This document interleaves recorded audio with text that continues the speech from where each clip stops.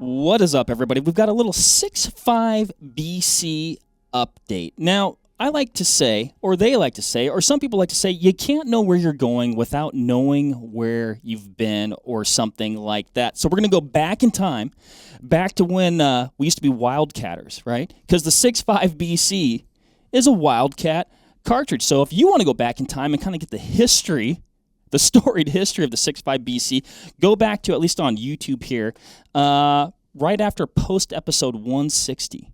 We got a series of podcasts all about this cartridge that we wildcatted, and by we I mean Ryan here. There you go. I'm glad you clarified. We're all about all about the truth here.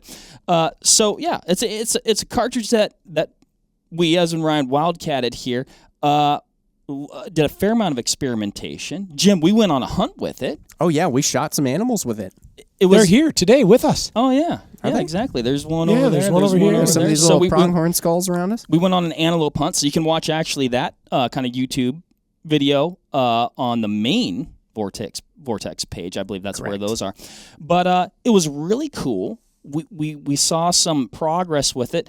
And then we kind of ran into a little bit of a roadblock there, Ryan. A small roadblock. Yeah, a lot of people have been wondering what happened to the 6.5 BC. We haven't updated in a while, but we've kind of been victims of the same thing that everybody's been victims of lately, which is component shortages. Yes, and by shortages, we mean nothing.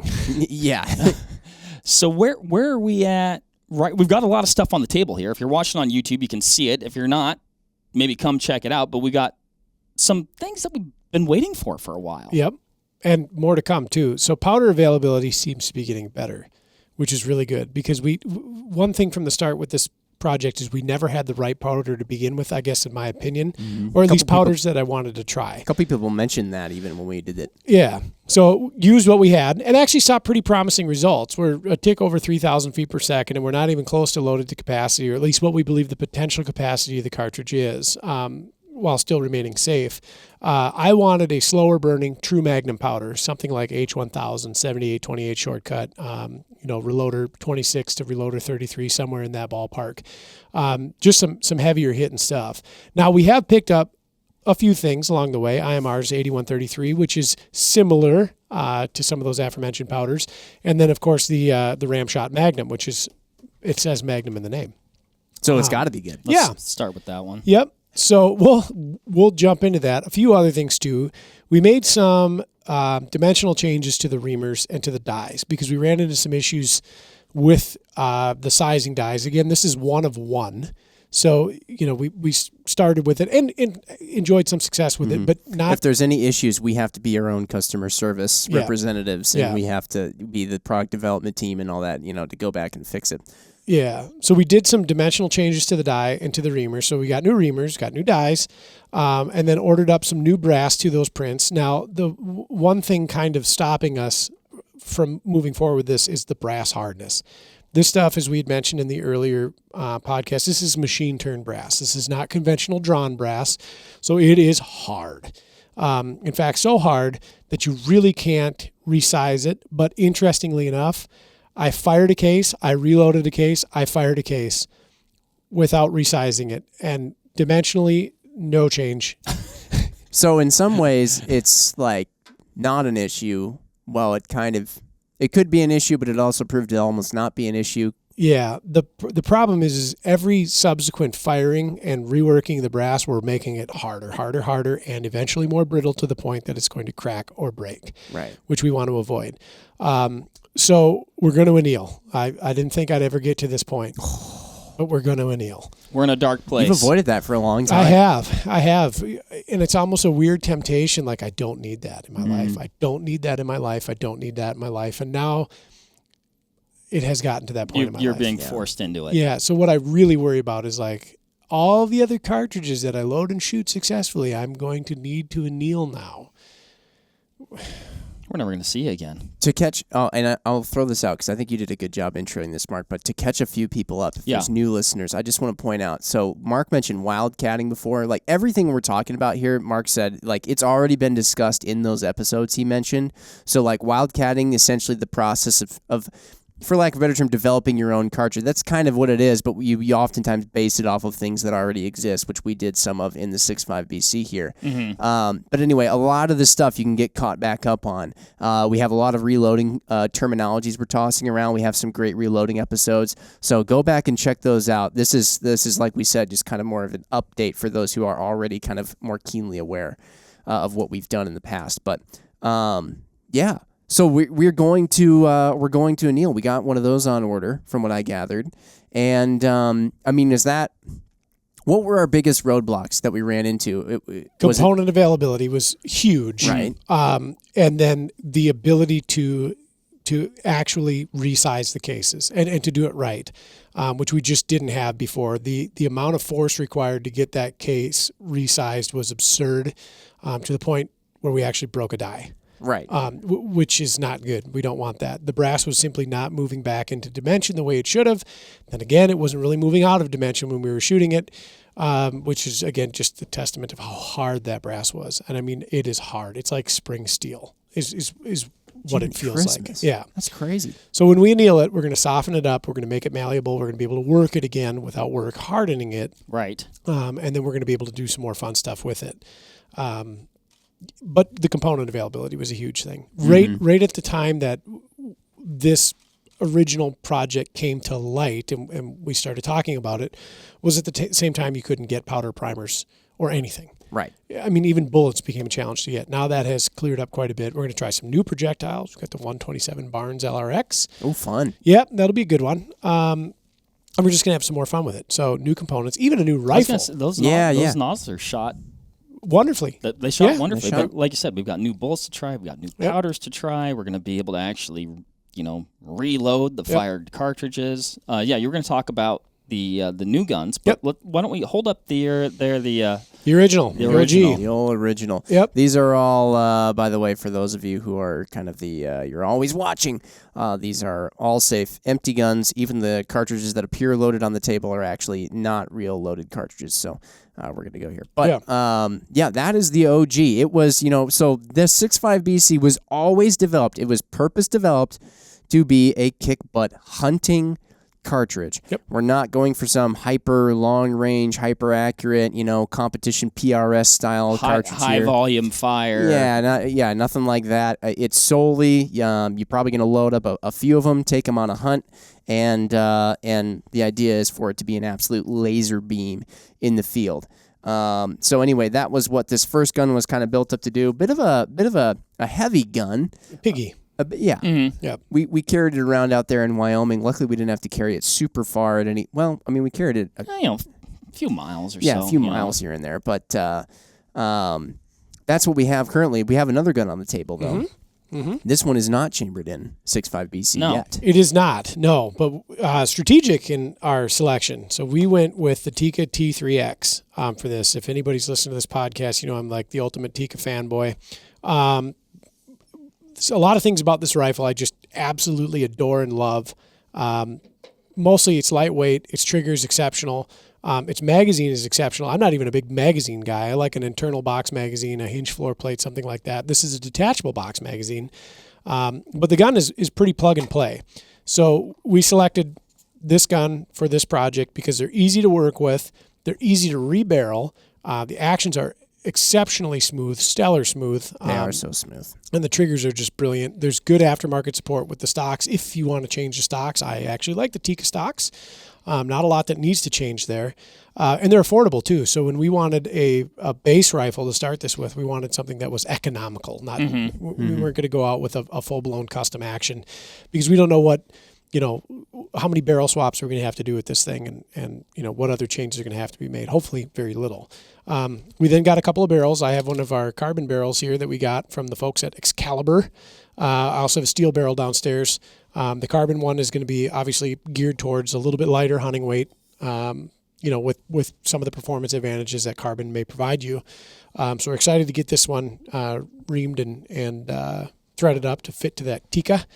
They are threaded in case you want to put one of those things on the end. Ryan, I remember I actually went out to a gun store and bought. We have a number of Tikkas of this same exact spec.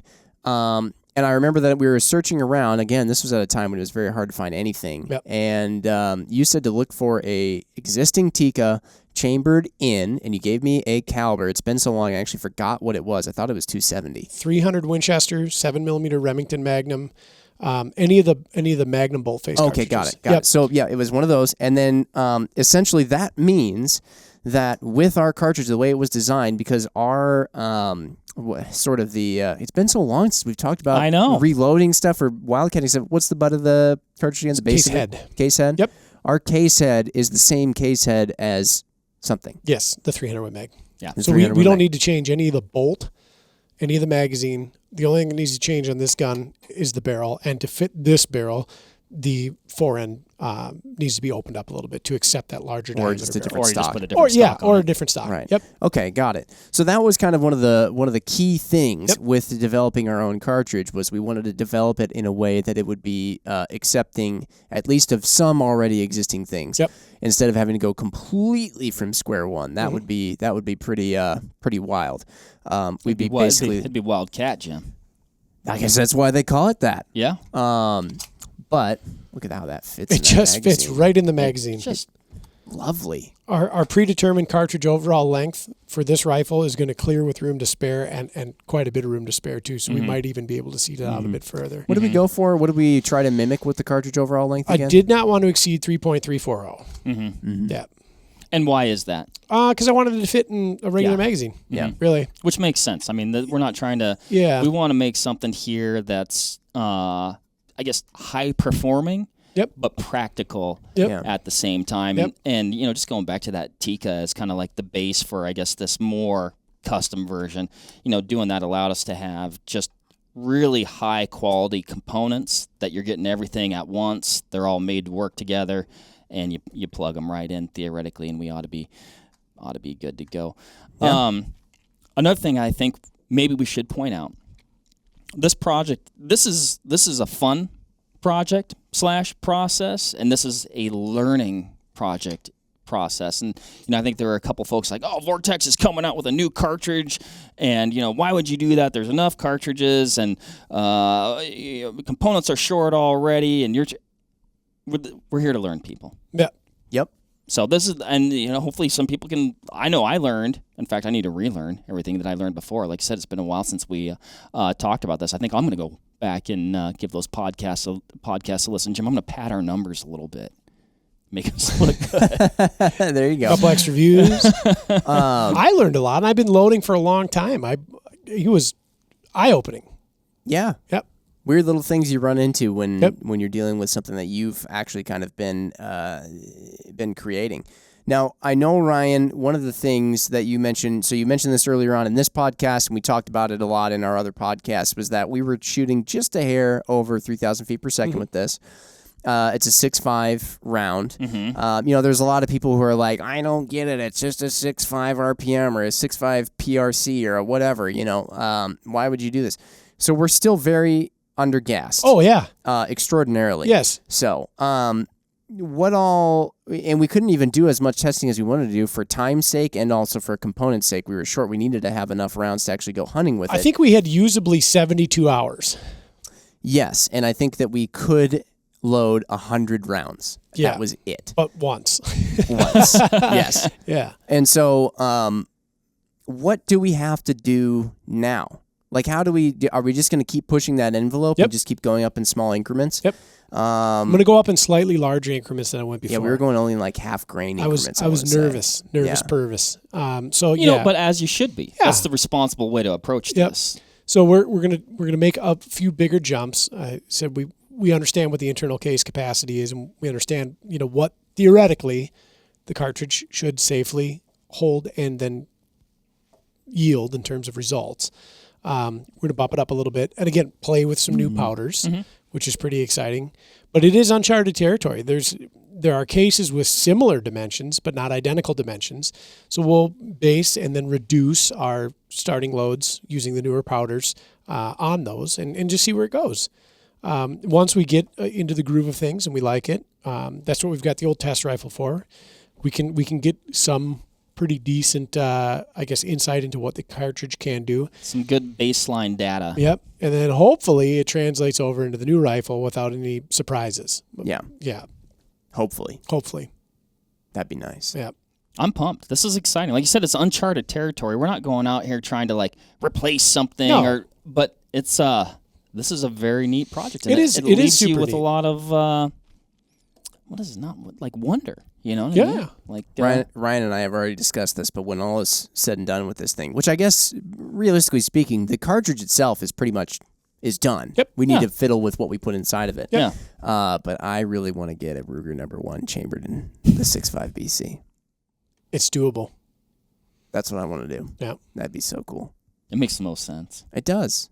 I feel like if there's ever a gun that you hang on a mantle, Yeah. you know, and it's just chambered in some just crazy thing, you know, it's a Ruger #1. I can't think of anything else. But yeah, so for those of you who have been, I know we keep seeing the comments come in because a lot of people are pretty excited about it. It's been great. So for those of you who have been wondering, you kind of been waiting to see what's the next update. Here it is. And go back and listen to those again. You can kind of get caught up to speed. You can learn what wildcatting is and sort of, you know, how we went about it, why we did some of the things the way we did them. A pretty detailed documentation of, you know, the journey up until this point. Right. And hopefully we'll have more updates coming up soon. As you can see, we got a little bit of work to do, but a little bit of work to do. Fun work. We'll document it. Yeah. All right. I'm gassed. Cool. Thanks, everybody, for listening.